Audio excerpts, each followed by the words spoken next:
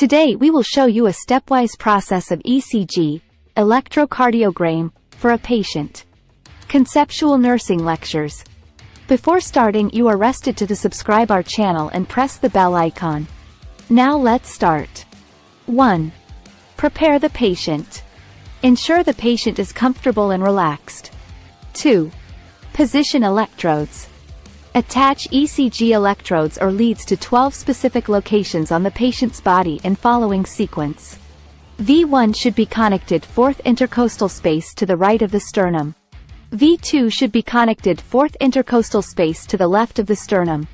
V3 should be connected midway between V2 and V4. V4 should be connected 5th intercostal space at the midclavicular line. V5 should be connected anterior axillary line at the same level as V4.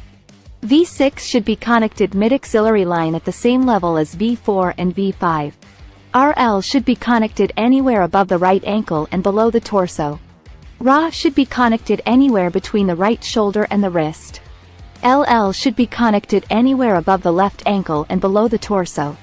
LA should be connected anywhere between the left shoulder and the wrist. 3. Connect leads. Connect the electrodes to the ECG machine using lead wires. 4. Start recording.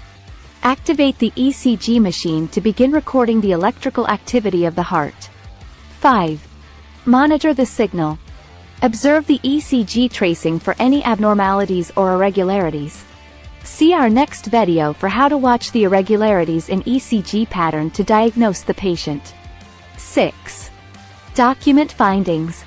Take note of any significant findings or changes in the ECG waveform. 7. Remove electrodes. Aphelli remove the electrodes from the patient's skin. 8. Clean up. Dispose of any used materials and ensure the patient is comfortable. 9. Analyze and report.